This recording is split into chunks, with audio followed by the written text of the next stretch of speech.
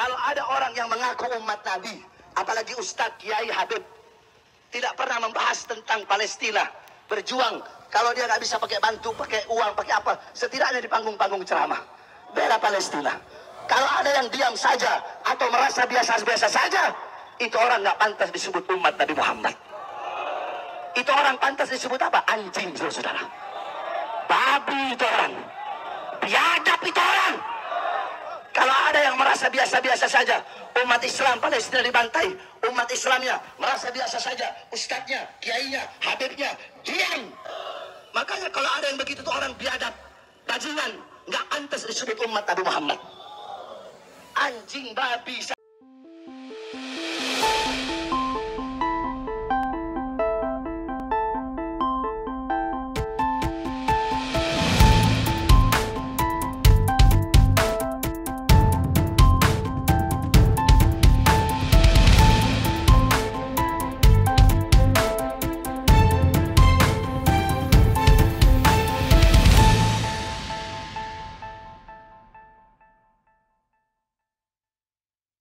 Shalom Bapak Ibu Saudara, yang dikasihi Tuhan Yesus Kristus. Ketemu kembali kita di channel Gereja YouTube, dengan saya di sini Abdullah yang rindu melayani Tuhan dan masih belajar lagi tentang kekristenan dan masih mau lagi dimuridkan di Gereja YouTube ini dengan studi pengajaran kekristenan. Gimana kabarnya Bapak Ibu?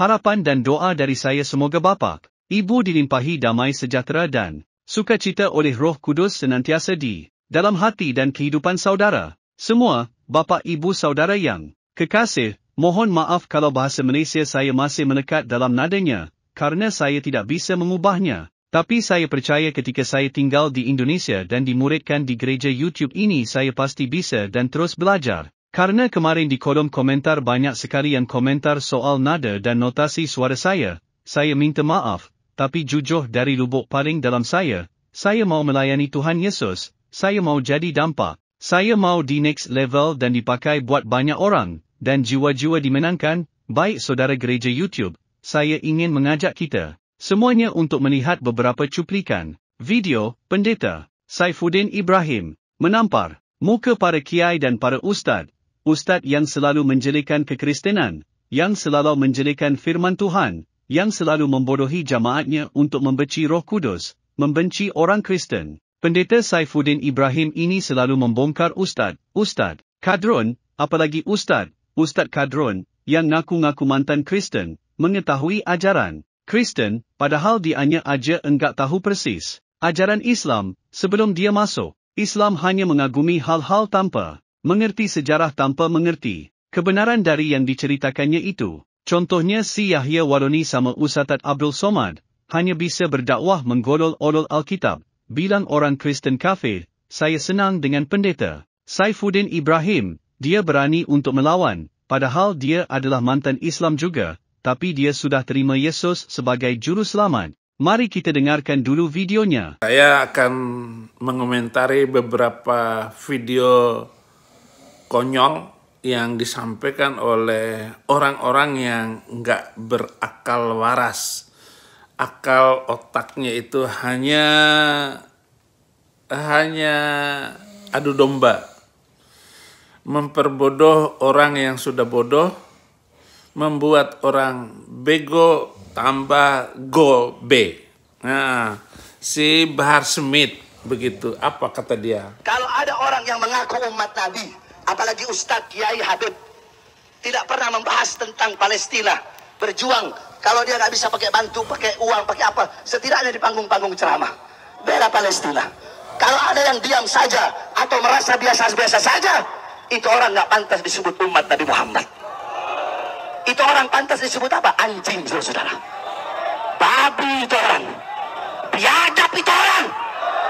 Kalau ada yang merasa biasa-biasa saja, umat Islam Palestina dibantai, umat Islamnya merasa biasa saja, ustadznya, kiainya, habibnya, diam. Makanya kalau ada yang begitu tuh orang biadab, bajingan, nggak pantas disebut umat Nabi Muhammad.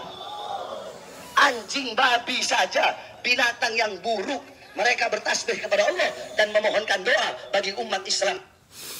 Masa anjing babi saja bertasbih kepada Allah untuk memohon Palestina diberkati, dibela. Itu urusan Palestina. Lu jangan ngumpulkan uang ke Habib. Jangan kumpulkan uang ke ustadz. Itu nggak sampai. Dia nggak tahu nomor rekeningnya berapa. Mereka nggak boleh masuk Palestina lagi. Nggak bisa. Kecuali mau berjuang ke sana. Ngomong provokator saja di dalam negeri. Ke Amerika nggak berani. Nggak diterima di Singapura nggak diberani. Apalagi ke Israel. Kalau berani langsung taruh nyawa di sana. Kasih nyawa biar cepat ketemu 72 bidadari. Jangan ngumpulin orang ceramah Habib Bahar Smith. Bahar Smith. Buang tuh. Nih, Felix Yau itu. Nih, Felix Yau. Islam tuh tidak, jadi gini, bahkan terhadap orang yang kamu benci pun kata Allah harus berbuat adil. Bahkan ketika di dalam perang pun ya, Dok ya, jangankan kita bilang boikot ya, di dalam perang pun Islam melarang untuk menebang pohon tempat orang berteduh. Dilarang membumi hanguskan orang yang sudah berlindung di dalamnya. Jadi contoh nih, kalau ada orang muslim perang zaman dulu, dia ngelihat ada orang sudah masuk ke gereja, itu gereja nggak boleh diapa-apain. Nggak boleh dibumi hanguskan, nggak boleh diapa-apain. Ada pohon nggak boleh ditebang dan segala macam. Anak-anak dilarang dibunuh. Iya, gereja nggak boleh diapa-apain kalau dalam peperangan. Lah, kalau dalam damai, seperti pengikut Nabi Muhammad di Jakarta, di Lampung, di Surabaya, di Madura, itu ada saudara-saudara. Madura itu gerejanya harus melewati lorong. 5 menit masuk pakai lorong itu. Supaya orang Madura tidak membakar gereja itu. Itu pakai lorong sampai ke dalam sana. Dan pintu depannya itu adalah pintu sebelahnya masjid. Masjid Raya. Saya nggak mau sebut gerejanya, nanti dimasuki sama Mahfud MD. Mau dirusak sama Mahfud MD nanti. Wakil presiden seperti itu. Lalu ngomong apa Felix Yau? Supaya apa? Lo buktinya gereja dibakar dalam keadaan damai. Gereja dirusak dalam keadaan damai. Oh itu kan Muslim pribumi, saya kan Muslim Tionghoa, Cina. Jadi beda faham, beda cara. Lu pengecut. Felix. Nggak bisa dong ngomong kayak begitu. Orang tua nggak boleh dibunuh. Itu sudah yang ngomong langsung daripada Rasulullah. Nah artinya perang pun harus punya etika. Karena perang-perang zaman dulu pun punya etika. Iya, etika apa perang kamu?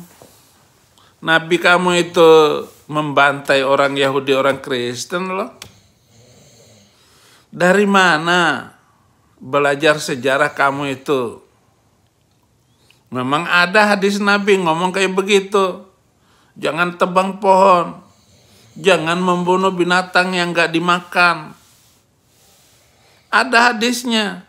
Tapi praktek Muhammad itu membunuh orang, memperkosa wanita, istri kepala suku yang dimenangkan, yang diambil sama dia. Nggak pernah ini ngomong itu fakta sejarah. Sekarang fakta sejarah itu dibuka oleh siapapun, pakai internet, baca semuanya. Betapa biadabnya Nabi Muhammad itu. Nah, ini kan bukan saya menghina. Apa maksudnya saya menghina? Nggak usah menghina lagi. Sudah terbukti. Sudah ada semuanya. Sejarahnya jelas. Ya, sejarahnya jelas. Saya nggak hoak. Kalau memang saya hoak, lihat itu sejak tanggal 7 Oktober. Hamas membantai orang tanpa sebab. 1.400 orang. Hari itu juga mati semuanya. Sama-sama kamu. Israel belum sempat membalas. Di hari itu betapa kejamnya model perang Nabi Muhammad itu. Ya seperti Hamas. Kenapa justru gereja dibakar? Dirusak oleh umat Islam bangsa Indonesia. Apa karena kamu Cina lalu kamu ngomong kayak gitu? Kamu bilang bahwa itu kan orang Islam Indonesia, bukan saya.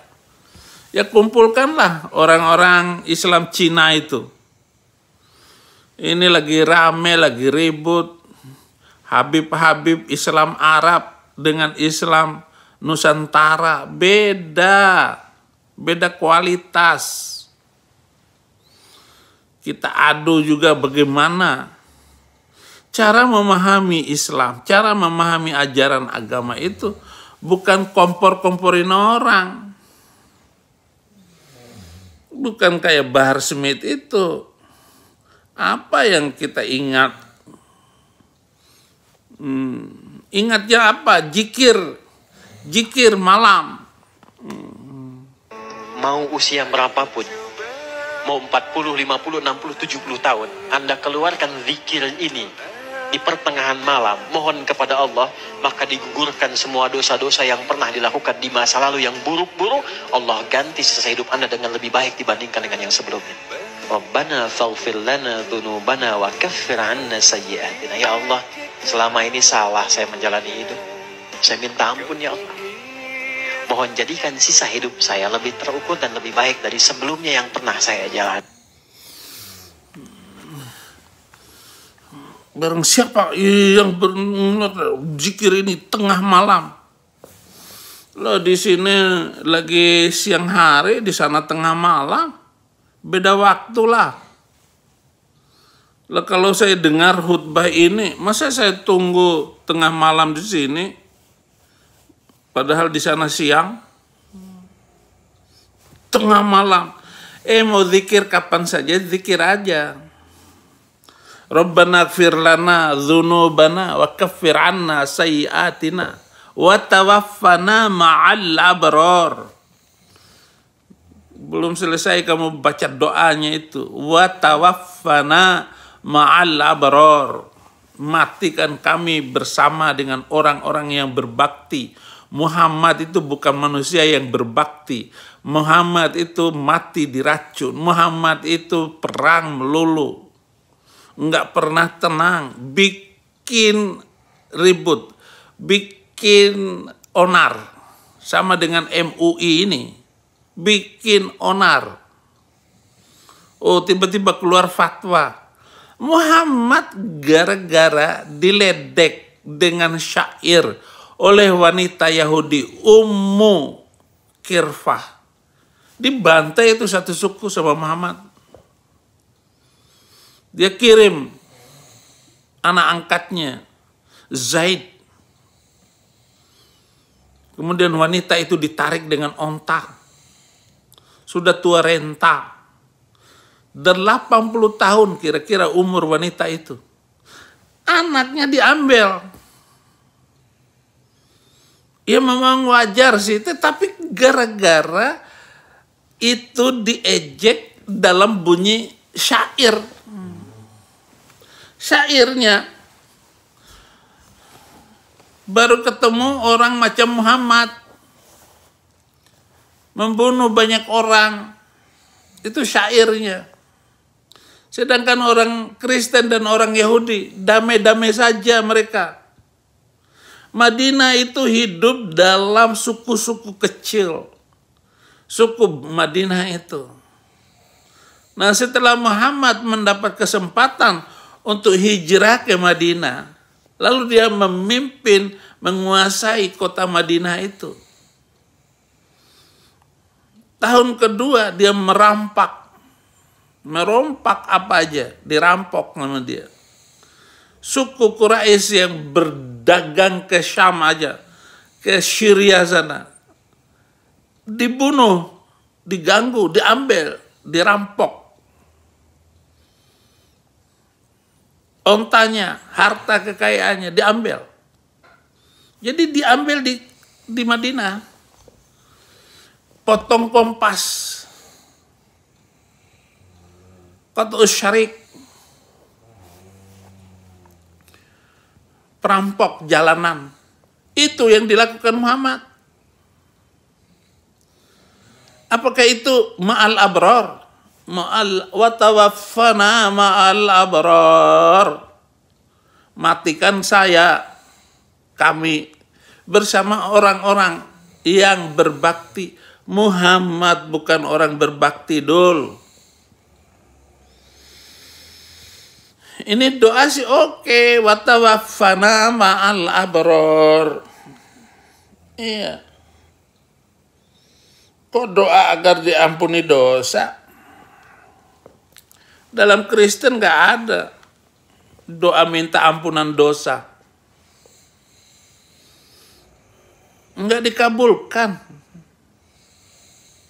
Tuhan Yesus enggak mengabulkan doa minta ampun dosa. Yang ada adalah mengaku dosa, Ustadz. Akui saja dosamu. Itu berapa ayat dari perjanjian lama sampai perjanjian baru. Akui dosa. Jadi mengaku dosa baru diampuni. Baru doa Bapa kami yang di sorga, dikuduskan namamu, datanglah kerajaanmu, jadilah kehendakmu di bumi seperti di sorga. Kita dulu hati ini harus dipenuhi oleh rasa damai, rasa sorga. Bukan minta ampun. Barulah kata selanjutnya, ampunilah dosa kami sebagaimana kami telah mengampuni orang yang berdosa kepada kami. Itu imbal balik. Tuhan gak akan mengampuni dosa kamu. Walaupun didoakan di tengah malam, di pagi hari, di subuh. Seperti saya sekarang bangun subuh-subuh untuk menjemput penonton saya. Jangan salah ngomong, Dul Komeng.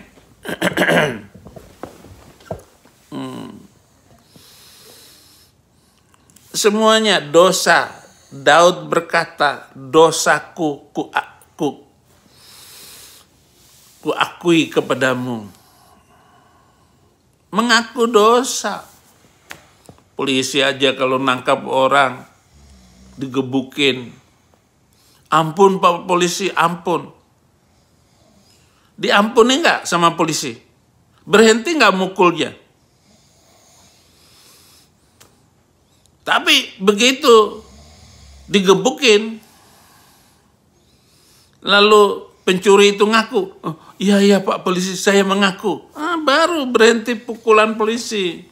Demikian juga azab Tuhan di dunia ini diampuni, berhenti siksaan Tuhan itu kalau mengaku dosa. Berapa kali kamu berzina?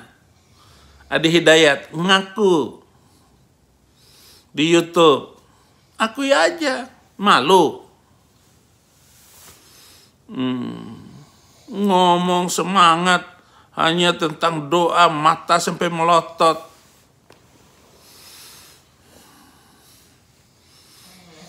Pendukung fatwa MUI, boikot barang Yahudi, itu kacamata kamu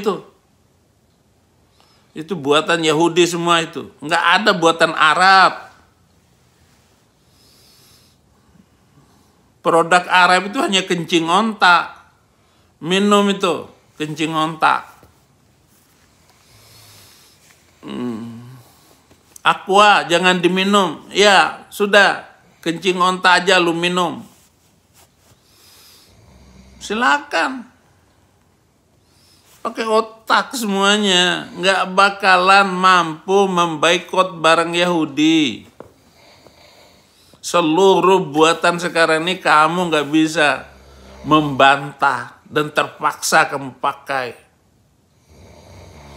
Yang membuat pencipta kapal terbang itu adalah Wright bersaudara, turunan Yahudi. Nggak ada pikiran onta macam apa begitu. Oh ya Pak Pendeta, ada buatan Arab. Apa? Pencipta obat kuat. Dijual di Tanah Abang. Hanya itu kepandaian Arab. Nggak bisa diharapkan. Adi Hidayat. Somat Pelukus Suntur apalagi. Nggak usah diomong. Sekaranglah kita baru sadar Palestina melawan Israel sendirian. Kenapa? Karena memang satu-satunya negara yang tidak bisa dijajah oleh Israel hanya Palestina. Paham? Kenapa dia tidak ditolong? Karena tidak ada negara di dunia ini yang bebas dari penjajahan Israel. Satu-satunya negara yang tidak bisa dijajah Israel cuma Palestina. Yang lain terjajah secara ekonomi, terjajah secara politik, terjajah secara pemikiran. Sehingga Palestina lah satu-satunya negara. Umur berapakah kamu sadar bahwa satu-satunya negara yang tidak dijajah oleh Israel adalah Palestina? Saya baru tahu, baru sadar sekarang. Ya bukan karena kamu sadar baru sekarang ini bahwa Palestina nggak bisa dijajah oleh Yahudi. Itu mah kecil. Orang sudah dibantai habis Arab-Arab itu dari Mesir. Dari sekian tahun. Umur Yahudi sekarang sudah 75 tahun. Umur bangsa itu. Dan untuk berdirinya itu negara harus menghadapi 22 negara Arab. Nah, si Arab nggak akan mampu melawan Yahudi. Perang kemerdekaan Yahudi menang. Perang Yom Kippur Yahudi menang. Perang rebut dataran tinggi Golan menang. Perang Laut Mati. Arab dengan laut sekaligus mati. Dan ada perang 6 hari. Hanya 6 hari peperangan itu. Sekarang peperangannya itu sudah berlangsung sebulan lebih. Perang itu 6 hari, hanya 6 hari. Seluruh pesawat tempur Mesir hancur. Syria hancur, Yordan hancur. Hanya karena tipu Yahudi. Yahudi bilang begitu, kalau ada pesawat tempur terbang rendah, itu pesawat kiriman saya. Begitu ke Syria bunyi begitu, padahal itu adalah suara dari komandan perang Israel. Dulu itu kan belum ada video call. Pakai kabel. Nah, kabelnya itu diputus oleh Yahudi, suaranya diganti.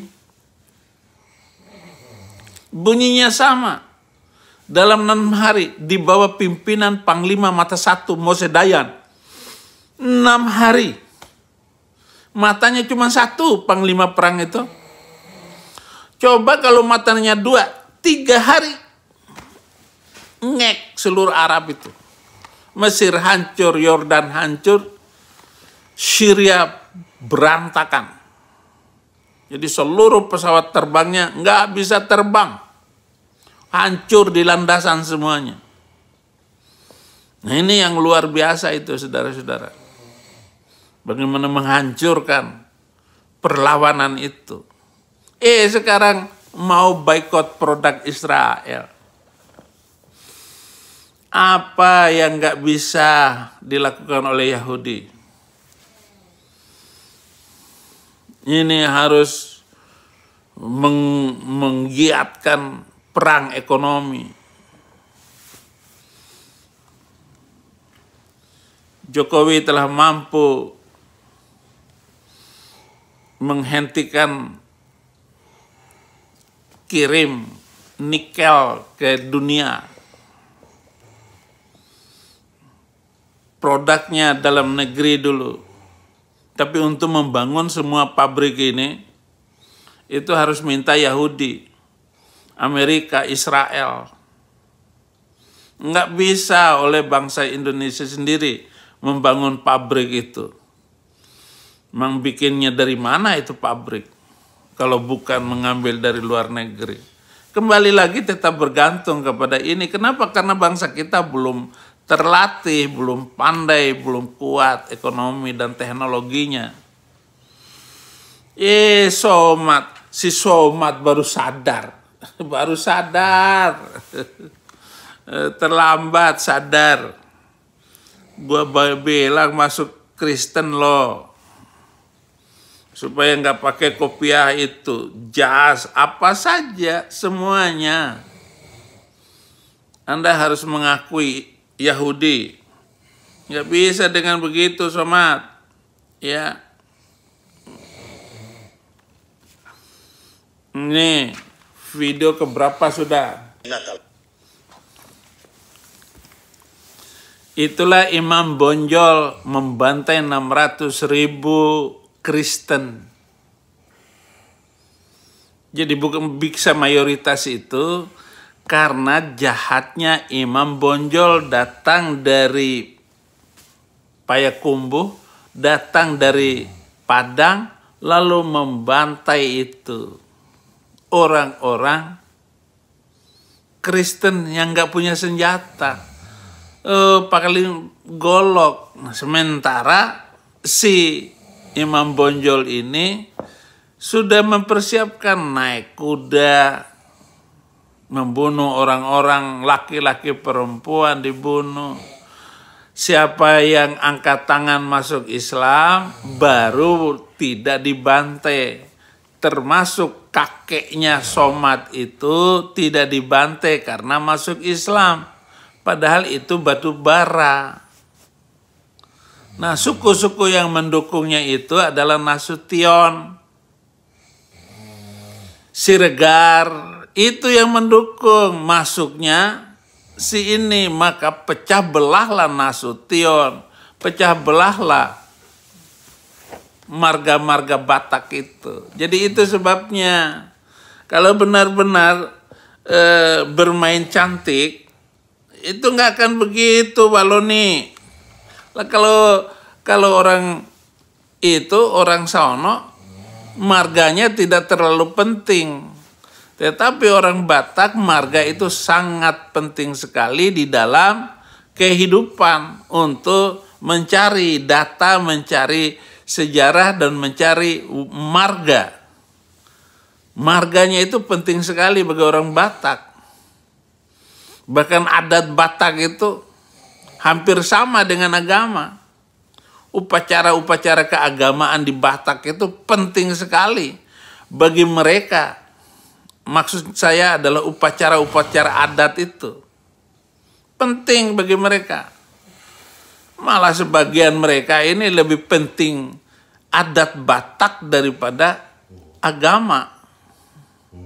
Saking pentingnya mereka dalam hubungan keluarga, kekeluargaan Batak itu.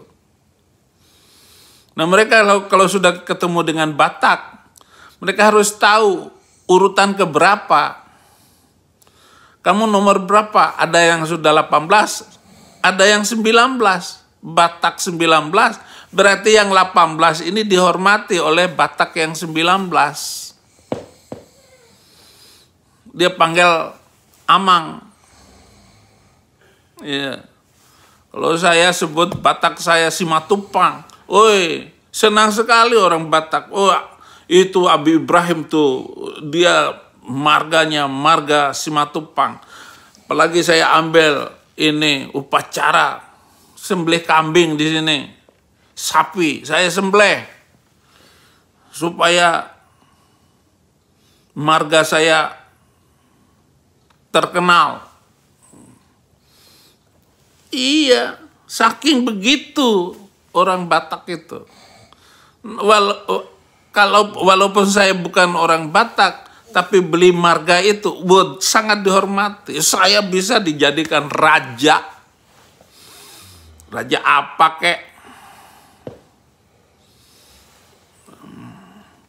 Tetapi ketika saya datang ke Siregar, saya harus jadi budak di sana. Gitu.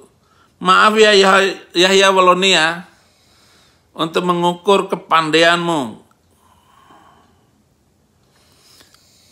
Iya. Terakhir mungkin. Sebelum rumah sakit Indonesia mereka tuduh, sebelumnya ada namanya Mustashfa Syifa, rumah sakit terbesar di Gaza. Isinya 15.000 pasien, saudara. Itu ditelepon sama Israel untuk dikosongkan rumah sakit. Lu gile, rumah sakit isinya 15.000 orang disuruh kosongin. Padahal dalamnya orang yang lagi sekarat, orang yang lagi pakai ventilator, orang yang lagi dalam perawatan, orang yang lagi nggak sadar, disuruh kosongin. Kenapa? Kami akan rudal itu rumah sakit, katanya, saudara. Kenapa? Karena kami curiga di bawahnya ada markas Hamas, saudara. Akhirnya ada dokter orang bule. Ini dokter orang bule 12 tahun kerja di rumah sakit itu. Dia yang bikin video. Saya membantah. Bohong itu tuduhan ada markas Hamas di situ. Saya 12 tahun kerja di situ. Saya nggak pernah lihat ada hal-hal yang aneh. Saya bebas menggunakan kamera. Kalau memang ada markas Hamas, nggak mungkin saya bisa bolak-balik. Dusta Israel, saudara. Sekarang rumah sakit Yusuf Kala meresmikan Rumah Sakit Indonesia. Tentu saja sebelum meresmikan rumah sakit itu kan sudah dilihat semua ruangan atas bawahnya, fasilitas yang disiapkan. Itu di bawah rumah sakit itu ada terowongan, ada markas Hamas. Itu strategi kejahatan politik yang dilakukan oleh Yusuf Kala. Karena dia ini mendukung teroris. Yusuf Kala ini adalah wakil presiden asal Makassar. Dia pendukung Taliban. Dia mendatangkan Zakir Naik untuk ceramah bahwa seolah-olah Kristen ini bukan agama, bukan keyakinan. Enggak pinter orang Kristen. Lu salah sangka. Orang-orang Kristen itu orang-orang pinter. Keyakinan kekristenan itu terbaca damai, toleran, indah. Enggak kayak Islam. Islam itu agama damai, Islam itu agama toleransi, Islam itu agama indah. Indah apanya? Dari mana indahnya itu? Ya bisa dari mulut ngomong, bisa tapi fakta, sejarah, fakta dalam pengajaran hadis-hadis Nabi. Memang ada kata-kata damai, ada perjanjian damai. Tapi ngorok leher orang. Lihat saja yang di Poso. Bagaimana tidak bisa dihentikan itu terorisme. Kenapa? Karena Al-Quran yang memerintahkan. Al-Quran yang menganjurkan. Dan itu adalah perintah. Ya ayyuhalladzina amanu kutiba alaikumul qital. Wahai orang-orang yang beriman, diwajibkan atasmu membunuh, berperang. Ya ayyuhalladzina amanu, hai orang-orang yang beriman. Kutiba alaikumul qital. Diwajibkan atasmu berperang. Damai dari mana kalau perang melulu? Dan orang yang ingin perang, itu sudah tertulis di dalam otaknya itu. Bagaimana untuk mengacaukan, bagaimana untuk bikin gara-gara. Selalu bikin gara-gara. Itulah keinginan perang. Sementara Yahudi hanya bertahan terus. Dan negara itu sudah 70 tahun. Minta gencatan senjata. Nangis-nangis Arab. Ini Ini menantunya Habib Rizik tadi. Sudah mirip. Gaya khutbahnya kayak Habib Rizik. Ini menantunya Habib Rizik. Luar biasa saudara-saudara.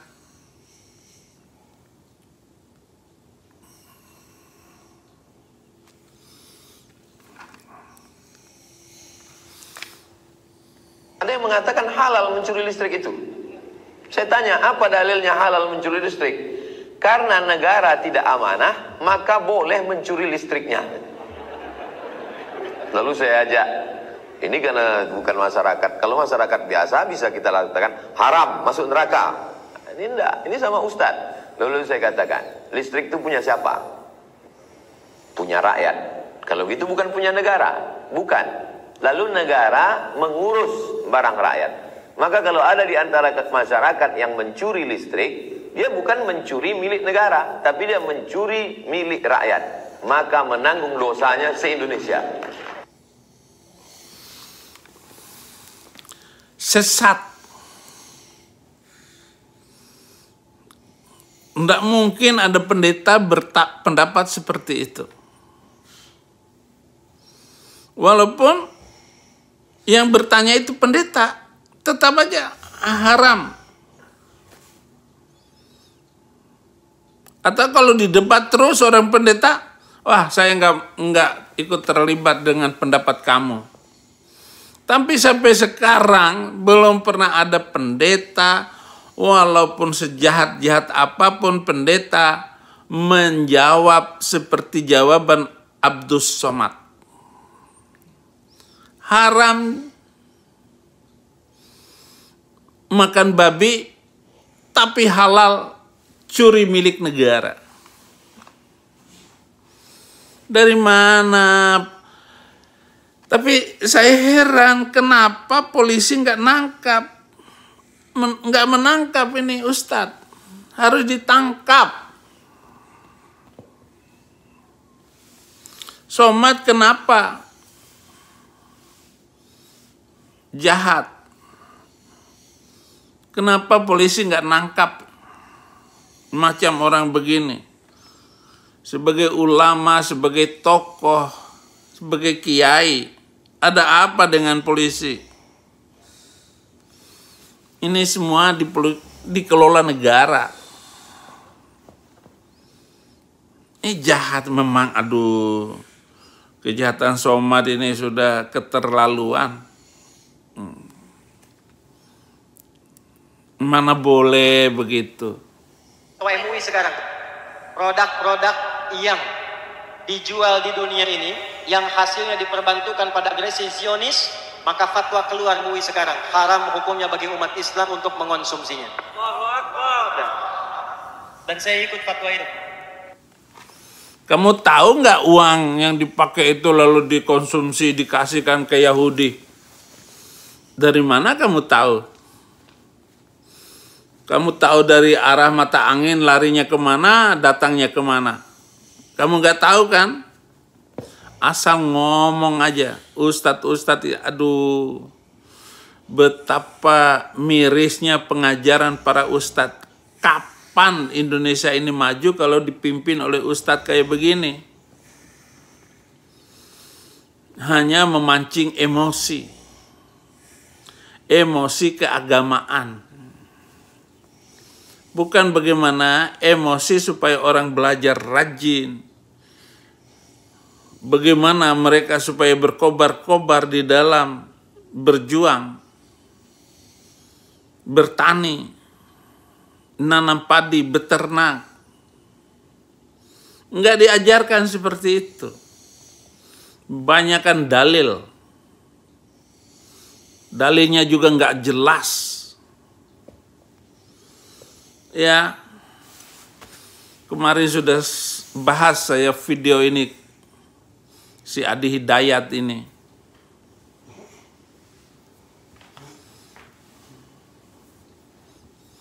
Pak Pendeta kan nggak punya titel, nggak punya pengajaran kayak apa, kan lebih pintar Somad.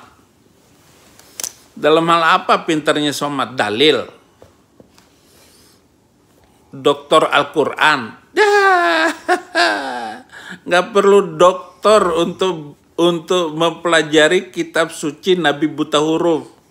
Nggak perlu dalil. Nggak perlu doktor. Nggak perlu insinyur. Untuk belajar itu ijazah SD sudah cukup. Yang penting bisa membaca. Dan tidak gila. Pastikan Anda tidak gila. Kalau doktor hanya membahas Alkitab, membahas Al-Quran, kitab suci, ya boleh-boleh saja lah. Doktor teologi MDiv apa gitu. Doktor Kainama lulusan Haifa. Lulusan Haifa. Kok pintar sekali bohongnya Kainama itu.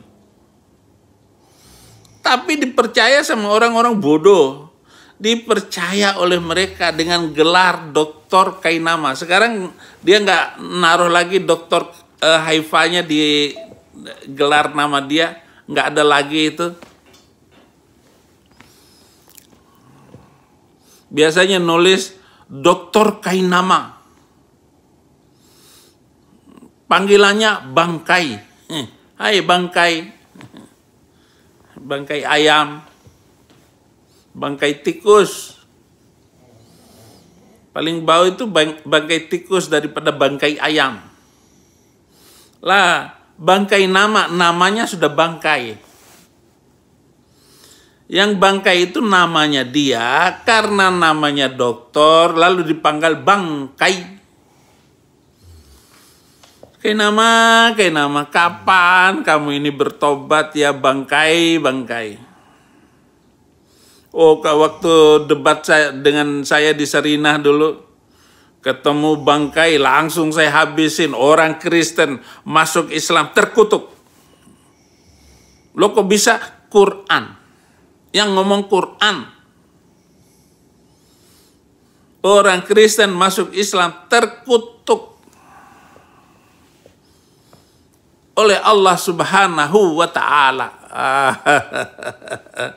Langsung merah muka. Sudah muka hitam kayak begitu. Bangkai nama.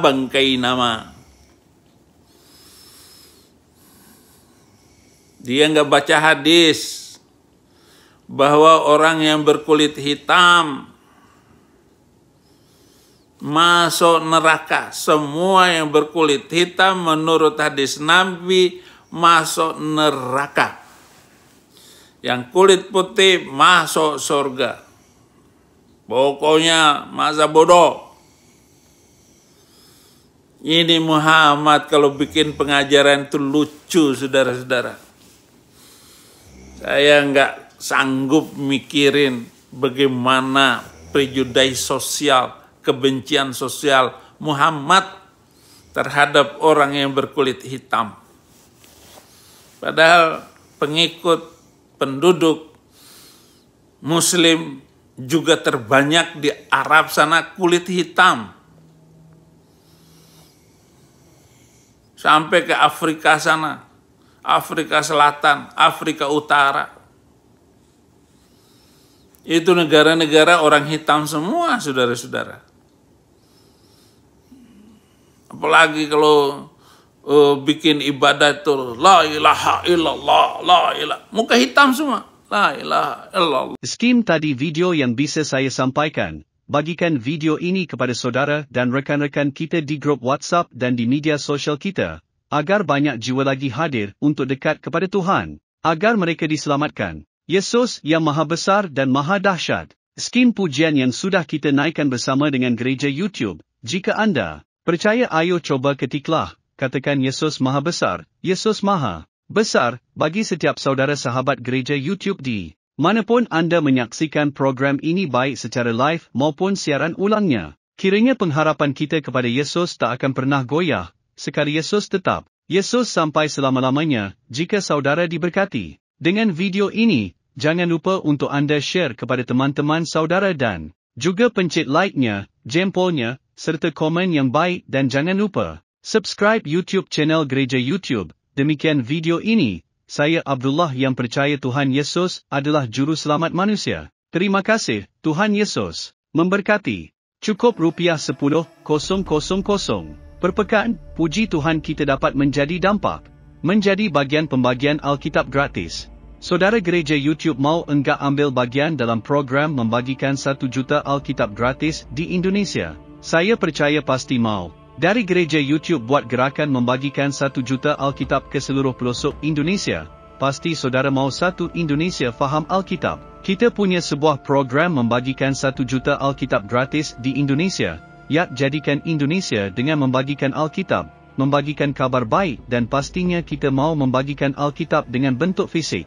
Nah ini, kalau kita bersama-sama dukung ini bisa bergandengan tangan, kita gunakan channel Gereja YouTube untuk terus bergerak maju dan berdampak mewujudkannya bersama. Misinya apa? Kita ingin mencetak 1 juta orang yang hafal dan haus akan firman Tuhan yaitu melalui Alkitab gratis. Nah kalau ini bisa terjadi 1 juta penduduk Kristen Indonesia bisa membaca Alkitab maka kalikan 10. Maka 10 juta orang akan membaca Alkitab, membaca firman Tuhan. Dengan itu, ini tidak akan terwujud kalau tidak dengan cara bergandengan tangan. Saudara-saudara Gereja YouTube kita gunakan channel Gereja YouTube untuk terus berdampak dan melayani lebih lagi. Dukung program ini, agar kita bisa membagikan 1 juta Alkitab gratis di Indonesia dengan cukup sisihkan $10,000 per pekan, puji Tuhan kita dapat berbagi. Berdampak memuliakan nama Tuhan Yesus. Yak ikutan detailnya ada di kolom deskripsi atau bisa melalui rekening Gereja YouTube yang dinaungin atas nama Yayasan Cipta Pelita nomor bank BRI 04210034205666 dengan menulis P8, artinya program ke-8 Gereja YouTube. Mungkin itu pengumuman kali ini. Saya Abdullah dan semua tim pelayanan di Gereja YouTube dan Yayasan Cipta Pelita mengucapkan banyak terima kasih. Tuhan Yesus memberkati.